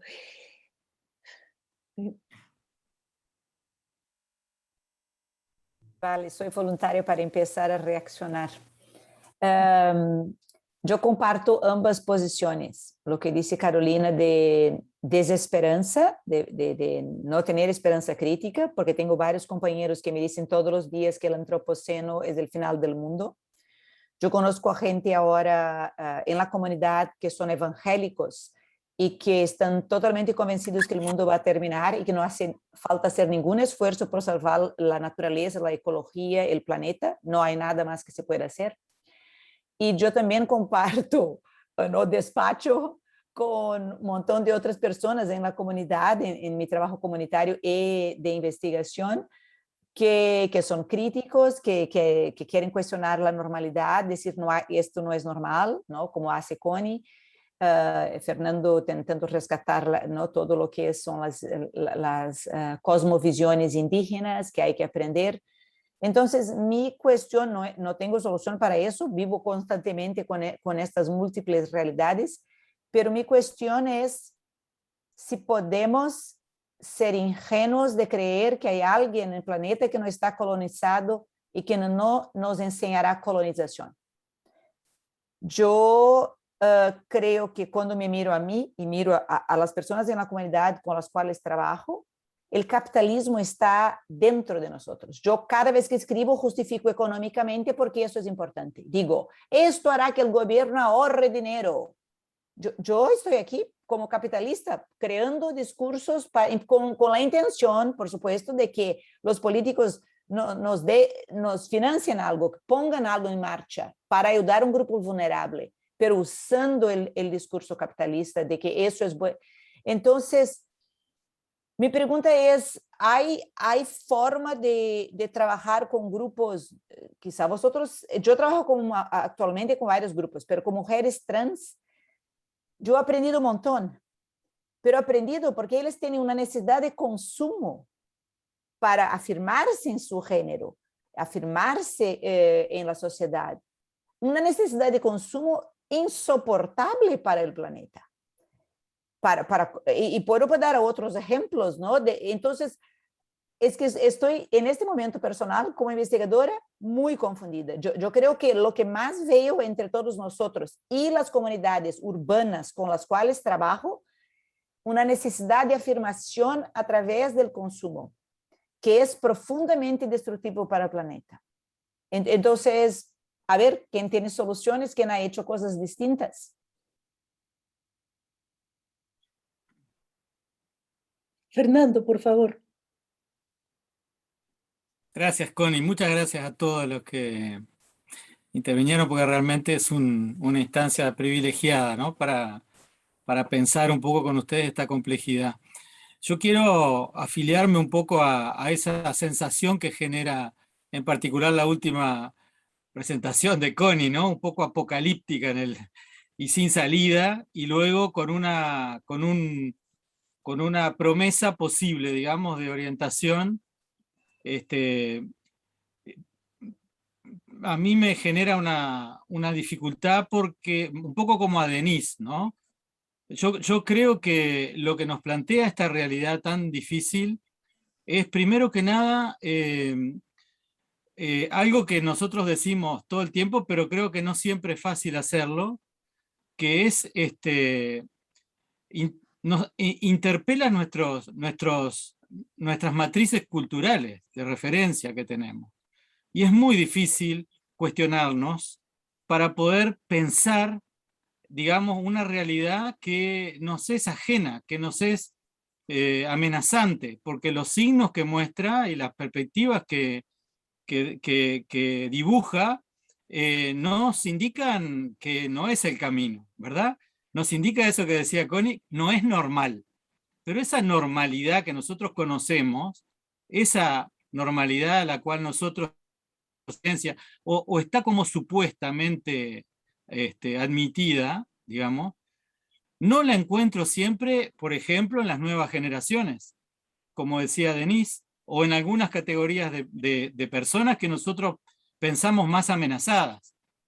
Por ejemplo, los más vulnerables, tienen otros recursos y otros registros para metabolizar esta realidad que a nosotros nos cuesta mucho entender. Y yo creo que es el principal desafío de la investigación o de los investigadores, hacer ese esfuerzo, que es casi una violencia a veces, para tratar de ver el otro lado de la cosa que no logramos ver y que existe. Porque hay un gran riesgo, hay lo que se llama el error de paralaje, ¿no? En física es de la perspectiva de la cual lo estamos mirando. Y yo creo que ahí tenemos un desafío. En todo caso, a mí siempre me plantea esa disyuntiva cuando estoy frente a esas realidades que no entiendo. Y por otro lado, también observo que lo que a mí me amenaza o me parece preocupante, a mis hijos, a mis nietos o a los niños que vienen creciendo en un mundo para el cual sí es un mundo normal, la normalidad de ellos no es la mía, sin ninguna duda, pero existe la otra normalidad, la de ellos, tiene otra perspectiva. Y Denise, estoy muy de acuerdo con Denise Gastaldo finalmente hoy, que decía en otro panel también que la investigación cualitativa no tiene por qué focalizarse sistemáticamente en todo lo que no va bien, ¿verdad? Esa especie de fascinación que tenemos por lo que va mal. Y creo que esa fascinación a veces nos impide ver lo que va bien. Y hay muchas cosas que van bien. Y hay muchos indicadores, incluso desde una perspectiva positivista, yo diría objetivables, que indican que las cosas no van del todo mal por todos lados. Hay muchas cosas que van mal seguramente, pero no todo está mal. Como tampoco la historia y la historiografía ha mostrado que el pasado era tan idílico y que todo era tan bueno, y que esas interpretaciones que tenemos hoy de los paradigmas pasados eran tan benéficos para todo, porque las civilizaciones, incluso las de nuestro territorio, ¿verdad? No tenían una vida tan idílica y tan pacífica, ni siquiera entre ellas, ¿verdad? Y nosotros en Uruguay, que somos un pueblo que descendemos de los barcos, como decimos acá, ¿verdad? Que no tenemos ese arraigo civilizacional que tienen algunos otros, como ustedes en México, por ejemplo, o en otras. Bueno, lo sabemos muy bien. Entonces yo creo que hay necesidad de un cuestionamiento, de una autointerpelación de esas matrices culturales que nos dificultan mirar esa realidad de hoy. Sin desconocer, y termino acá, que las reflexiones y las propuestas que han hecho hoy me parecen muy estimulantes y muy interesantes para pensar, ¿verdad? Porque también las necesito y sobre todo las reconozco, porque es en ese marco que yo vivo y que me he creado y que entiendo el mundo también. Gracias. Gracias a ti, Fernando. Sí, estamos avanzando y todavía tenemos un rato, ¿sí? Hay muchas cosas de las que está diciendo Fernando en donde podemos seguir enganchando, ¿no?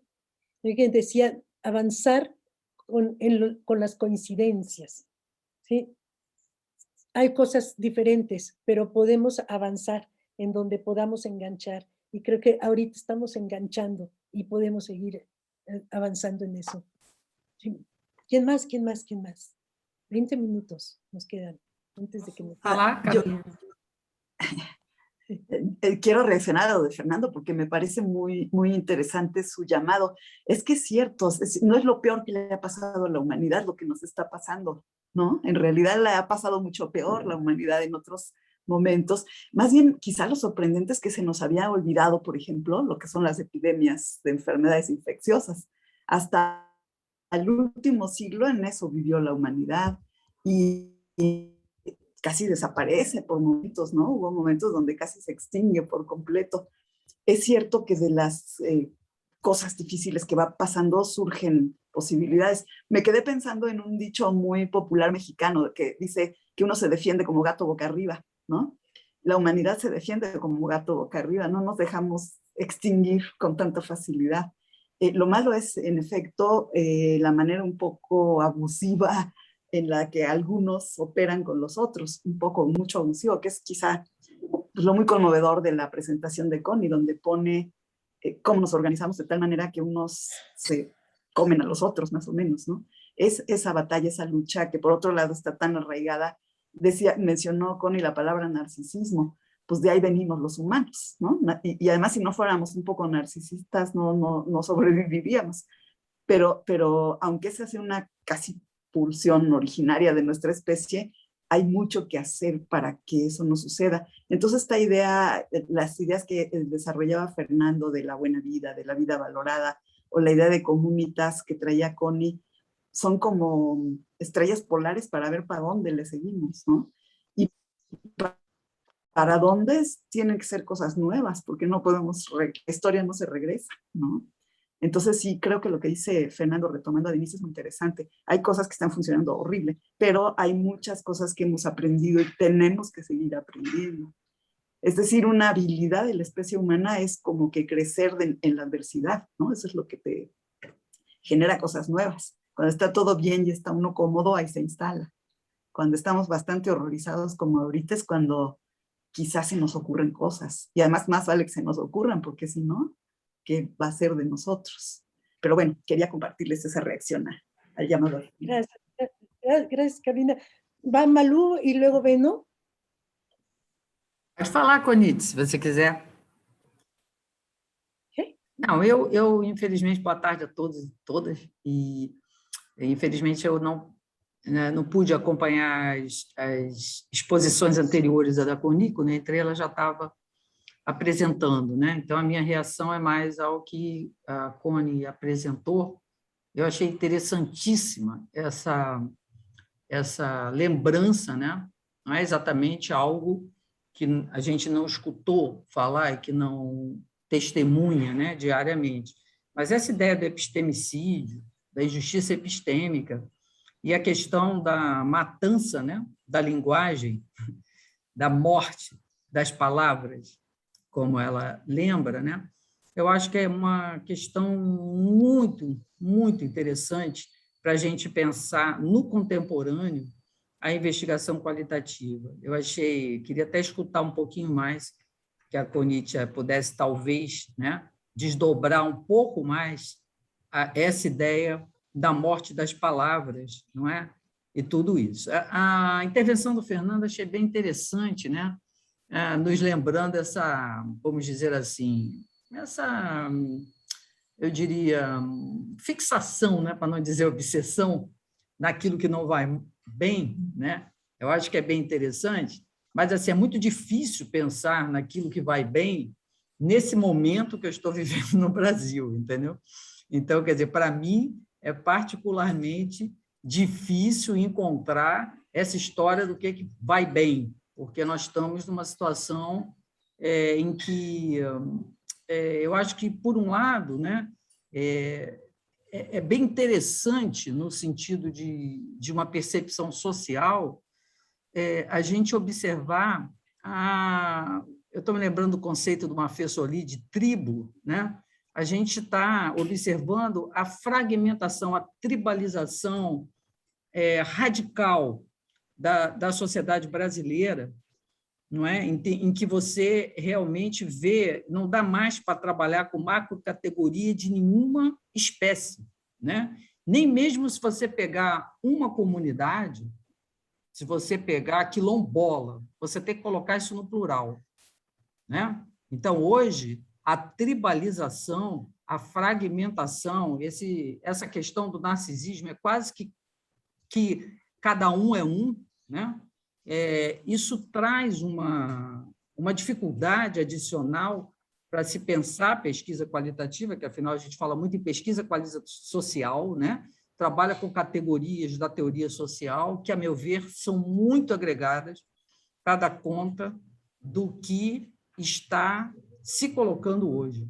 Não é? Então, assim, eu estou trabalhando hoje, particularmente, com o tema do urbano, a ideia da urbe e a pressão da urbe sobre as produções subjetivas, né? Basicamente isso, sobre os processos de simbolização. Então, se você olhar que a gente usa a ideia da cidade, né? Eu vou falar em Rio de Janeiro, vou falar na Cidade do México, né? Então, quando você entra para trabalhar como cidade, você vai vendo que esses processos que a Coni apresentou, né, nas imagens, eles são cada vez mais fortes no interior de um mesmo bairro. Eu nem diria uma cidade. Você sai do condomínio e entra no outro, é outra cultura, na mesma rua, né? Rua Caia, né? Que chama em espanhol, né? Na mesma rua. Então, eu acho, o que eu me pergunto hoje, assim, de forma muito... As minhas meditações pessoais como é que a gente revitaliza?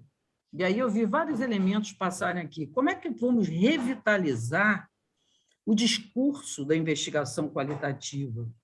Porque nós temos lemas, né? Temos lemas, por exemplo, a ideia de justiça social transparece na exposição da Coni. Ela está partindo desse marcador, né? Aí, no contraponto do Fernando, né, tem lugar aquilo que, de certa forma, se é bom, é justo. Né? Se é bom, é justo. Eu vou lá nos clássicos, né, para lembrar isso. Então, haveria lugares de justiça social que seriam, então, essas boas coisas que talvez a pesquisa qualitativa não esteja resgatando. Não é? Por quê? Do ponto de vista de uma pessoa que mora no Brasil, eu acredito que nós não estamos resgatando porque nós temos urgências de tal intensidade voltadas para esse não normal. Eu tenho dificuldade com essa palavra normal, viu, Coni? Muita dificuldade com essa palavra normal, até porque surgiu agora o novo normal, aí piorou mais ainda, né? Porque se tudo que a gente está sofrendo tem a ver com esse normal, que não era tão normal assim, tanto é que deu o que deu, o novo normal, então, né, não acho que a gente tem que buscar normal de modo algum, mas eu estou entendendo que o sentido seu é da normalização, né, que é um processo social no qual nós estamos investindo. E, por fim, eu reajo um pouco, né, também, em concordância às colocações da Carolina e da Denise, no sentido de que nós fazemos pesquisa num campo científico no qual a ciência hoje tem um caráter de mercadoria assim explícito. Essa é a questão. Então, estamos fazendo uma ciência que ela, inclusive, utiliza uma semântica produtivista, né?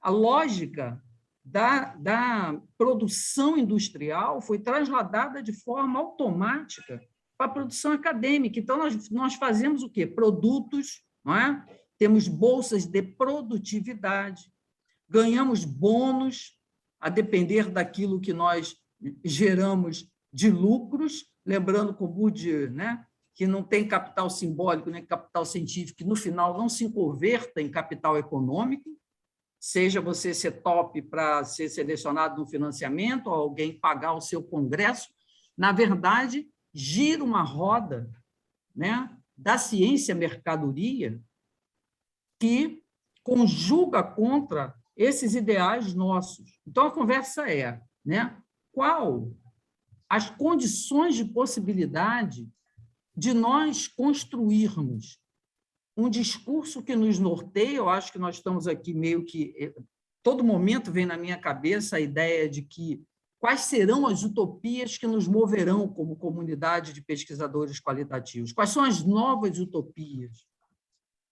Será que dentro dessas utopias terá que também entrar aquilo que dá certo, dentro de uma visão de comunidade? Será que nessas utopias caberá pensar, né, em como resgatar as palavras mortas, às quais a Coni se referiu, né?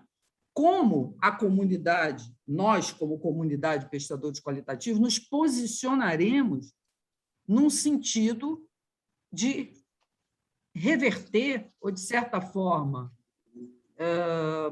construir dispositivos efetivos para esse fenômeno do epistemicídio, por exemplo, né? Entre vários outros assassinatos, vamos dizer assim, não é? Mas que, no plano da cognição, tem essa coisa da colonização e que eu acho que vai se desdobrando em muitas outras, né, falácias, em muitas outras, em muitos outros obstáculos, né? Eu estou pensando alto em cima do que eu escutei aqui das intervenções e também do que a Coni apresentou nas imagens, né? E estou com a sensação, é a mesma sensação que eu apresentei há umas 2 semanas atrás, num coletivo da saúde coletiva, dizendo, olha, o discurso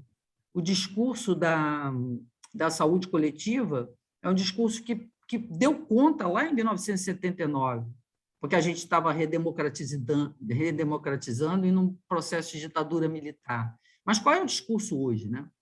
Então, eu fecho com um pouco essa pergunta: quais são as nossas utopias e qual seria um discurso para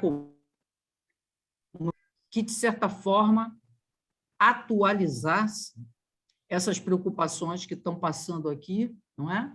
E que nem mesmo na literatura a gente vê isso muito explorado, né?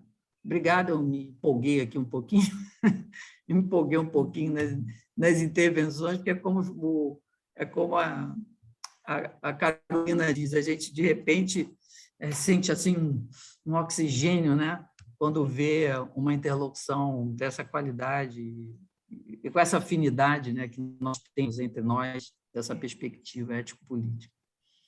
Malu, gracias, muchas gracias. Yo quiero comentar que Malu formaba parte de este panel, ¿sí? Pero declinó porque tenía otras cosas, ¿verdad, Malu? Entonces, me da mucho gusto que haya tenido esta participación. Eu sigo vocês. Y estas 2 preguntas, ¿cuáles son las nuevas utopías? ¿Sí? ¿Y cómo le hacemos para actualizar nuestro discurso? Estas quedan allí pendientes como como pendientes, pero que no nuevas pendientes, tenemos que avanzar hacia eso. Y de repente pienso, bueno, ¿dónde está nuestra producción? ¿Cómo conceptualizamos? Que producimos, sí, esto hice no sé dónde, esto sucedió, describimos, narramos lo que pasó, pero ¿cuál es la experiencia en materia de giro epistemológico? ¿Dónde estamos escribiendo, ¿sí?, nuestras reflexiones epistemológicas? Esas no suceden. Y entonces, a mí me encantaría ver que el próximo congreso, dentro de 10 años, no sé cuándo, empezara a hablar de la autoría, ¿sí?, que esté formulando estas nuevas utopías y que esté respondiendo a esto, pues, de lo que estamos hablando ahorita. Entonces, bueno, qué bueno, Malú, que estás. Ojalá y llegara a Gloria, pero no, parece que no. Beno, nos quedan 13 Sí. minutos. Adelante, Beno. No los voy a usar todos. No, Gracias no, por sus adelante. palabras. Necesariamente estamos en una matriz mucho más amplia, ¿no?, que rebasa la investigación cualitativa y esta posición con lo cuantitativo. Y yo participo de este movimiento pendular entre el optimismo y el pesimismo en general, no solo de la comunidad de investigación cualitativa o los temas que estamos impulsando, sino de la sociedad en general. Me gustó mucho tu presentación, Connie, gracias. Acaba de pasar el 12 de octubre y yo también reposté algunas de las frases contundentes de Eduardo Galeano, que tiene esa capacidad de síntesis, pero quizá habría que aludir más a las nuevas formas de colonización que son cotidianas y de las cuales participamos, ¿no? De pronto ya tenemos una reunión de staff, o sea, la forma en que las palabras en inglés en México por lo menos están entrando y con una aparentemente poder mayor. Ya los chavos no dicen Dios mío, porque son ateos, pero dicen OMG, oh my God, ¿no? Entonces, alguien ayer señalaba cómo ya alguien le dice algo y ya levantamos el dedito, como los íconos en las redes. Entonces, ¿cómo poder resistir críticamente lo que está pasando? Creo que sí hay mucho por recuperar todavía. Hoy acaba de morir Alfredo López Austin, que fue un gran rescatador de toda la ideología precolombina en relación con el cuerpo, la salud y la enfermedad. Buen amigo, además, ya no pude verlo en los últimos años. Yo creo que yo vivo el mundo un poco como mosaicos, en donde están pasando cosas distintas. Recuerdo cuando fuimos a Brasil, creo que estaba Lula todavía, y envidiábamos un poco o bastante a los brasileños, los vaivenes de Argentina, lo que pasa en Ecuador, el gran optimismo con el que empezamos la cuarta transformación en México, que las grietas se van haciendo más grandes y no sabemos qué puede venir después. Quizá algo muy parecido a lo que pasa en Brasil, pero más a nivel más cercano. Fernando hablaba de las generaciones jóvenes, también es un mosaico. Y a nivel, digamos, de mis relaciones más cercanas en Jalapa, que es un lugar muy especial, veo cómo 2 de mis hijas se dedican a la partería. Connie hablaba de la forma de morir, bueno, la forma de nacer también, hay que recuperarla y reinventarla. Cómo participan en rituales Lakota, en tipis, y me han invitado, pero cómo esto lo traducen, a diferencia del movimiento hippie, que me tocó ya de refilón, lo traducen en relaciones con la tierra, con la educación, con la lactancia, con el comercio. A mí me sorprende la cantidad de productos que compro, que es producido directamente por la gente. Entonces, bueno, ahí yo afinco un poco la esperanza. Mi cuñado, que trabaja teatro ritual, sabiendo que el antropoceno sigue avanzando. Esa base, las imágenes de la basura, las islas de basura en el Pacífico y los incendios y las inundaciones, eso no podemos hacerlo a un lado, pero creo que es como una forma también de subsistir y de mantener nuestra salud mental y de trabajar otra vez en lo micro y en lo meso en la medida que esto sea posible, ¿no? Carolina hablaba del gran reto de convertir la investigación y el saber en acción política y una vez que se convierte en ley, ¿cómo convertir eso en programas específicos, en atenciones, en personas que lleven a cabo esos programas? México tiene ya desde hace mucho tiempo una ley muy progresista por una vida sin violencia para las mujeres, pero los feminicidios sistemáticamente se han mantenido a la alta. Y ahí quiero hablar un poco también de la esperanza, por lo menos que yo tengo en el ámbito del género, de mi experiencia ya de 20 años de trabajo con hombres, en donde sí también veo esas posibilidades de cambio hacia, no solo hacia la igualdad con las mujeres, sino también hacia una vida propia y compartida más plena. Solo quería compartir eso. Bueno, muchas gracias. Muchas gracias. Fernando, por favor. Muchas gracias. Yo veo... Fernando. Dale, Carolina. No. No, nada más, a ver si después... Fernando, sí, no, nada más te quería decir que después de Fernando, a ver si hay un huequito para el comentario de Leticia, pero adelante, Fernando, por favor. Leticia tiene, no, si Leticia abrió, dale, Leticia, yo voy después. Prefiero que Leticia no. Ella ya lo anotó, por suerte. Dice, ella ya lo anotó. No, pero queremos escucharla. Adelante, Fernando. Sí. Leticia dice, las utopías, de acuerdo a Krotz y Bloch, estudiosos de las utopías, es su capacidad de crítica social al orden social.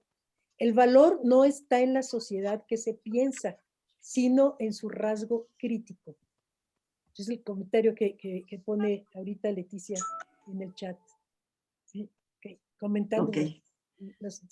Fernando, por favor. Bueno, un comentario corto.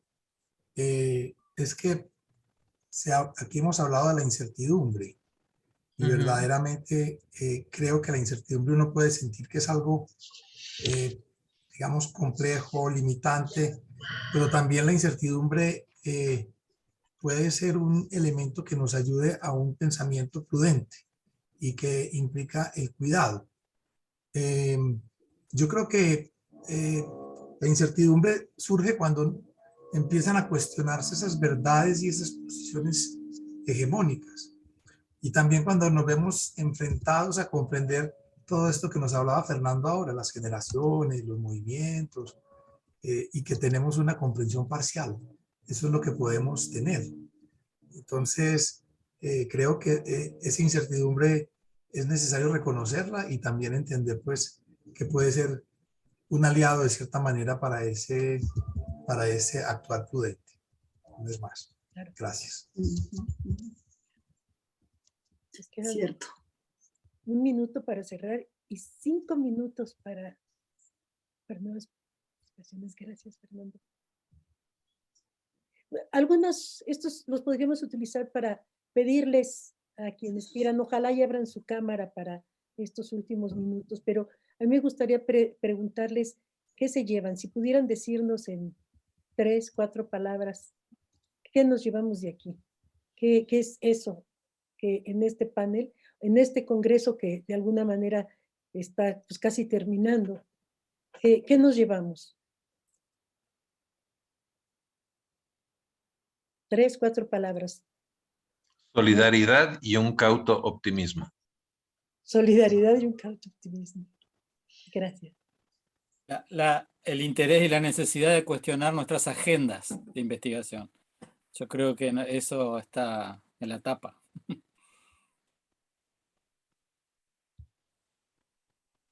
Liliana, Mauro, Ana, Renato, Margarita, Leticia, Leslie, Dora, Rodolfo, ¿qué nos llevamos?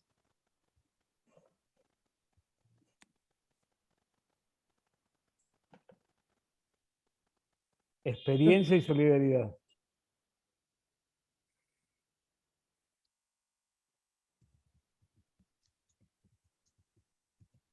Yo creo que hay un tema que no puedo escucharla todas las presentaciones, pero sí cuestionan nuestro pensamiento a veces excesivamente pesimista, ¿no? En el sentido de que nosotros a veces nos ponemos en plan crítico y realmente no visualizamos algún otro tipo de planteo de cosa que esté funcionando o que pueda funcionar.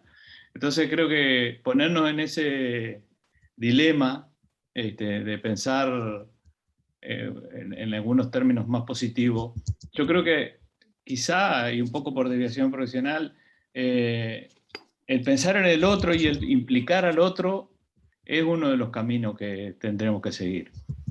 Yo creo que ahí Paulo Freire ha sido realmente un iluminado en ese sentido, ¿no? O sea, él siempre pensó, caminemos juntos, ni tú ni yo, sino los dos. Siempre ha hecho esa afirmación y creo que por ahí va el camino, ¿no? Nosotros estamos dedicados más a las cuestiones vinculadas a la participación y realmente la satisfacción que muchas veces sentimos luego que realizamos los procesos es la satisfacción que sienten los que participaron. Entonces, como que ahí hay ciertos espacios que se abren, ¿no? Y después creo que lo que, pensando más en grupos sociales o en sectores sociales, los procesos que están realizando las mujeres creo que es algo central. Yo creo que ha sido realmente un movimiento fuerte, que tiene raíces profundas, porque va hasta el núcleo familiar, digamos, hasta el núcleo básico, y realmente lo moviliza. Y bueno, obviamente que las inquietudes por el ambiente creo que son razonables y son preocupantes también, y que está bueno trabajar por ese lado. Pero agradezco la posibilidad de que realmente se nos cuestione tanto la visión excesivamente positiva como también la visión excesivamente negativa, digamos, de ver todo siempre lo negro, ¿no? En ese sentido, muchas gracias. Bueno, pues estamos ya cerrando. Rodolfo, yo creo que ya nos vas a cerrar, ¿verdad? Yo soy el agorero, el mal agorero. Lamento haber cumplido ese papel. Pero espérame, nos merecemos un aplauso, ¿no? Sí, sin duda. Sí. Y un abrazo. Sí. Okay. Ahora sí viene el agorero. No, yo Connie me había invitado a participar de este panel, era imposible, se lo dije. Simplemente un gran abrazo para todos y infinitas gracias por el apoyo, por todo lo que nos han dado, no solo estos días, sino estos 3 años. Ha sido formidable. Los compañeros que han podido venir, de los que veo acá, Denise en pantalla, a Beno, querido Beno, creo que está Leticia también, Mauro, Itaíra, no sé si está, o sea, los compañeros que estuvieron acá cuando pensábamos que lo hacíamos presencial, ahí está Mauro, ¿no? Los compañeros que estuvieron acá en Montevideo. Bueno, no hay palabras de agradecimiento, no hay, sinceramente no hay. Y a Javier y todos sus... Ahora, en la sesión final, ahí vamos a hacer en la sesión final, porque ahora viene, a efectos de la programación, ahora viene la conferencia final de Alejandra López Gómez, cuyo presentador es Esteban Jarges. Luego tenemos un cierre musical de parte de un grupo de la universidad durante 15 minutos. Y luego sí, hacemos el cierre con los anuncios del 9º Congreso, que más o menos los hemos ido armando en estas horas. Y ahí van a ver a todo el equipo que ha estado trabajando. Se los voy a presentar, uno a uno. Así los conocen, porque son los que han sostenido esta virtualidad. Ahí los van a ver. Nos queda un ratito más y nos vamos a escuchar a Alejandra. Ok, entonces vamos a la sala principal.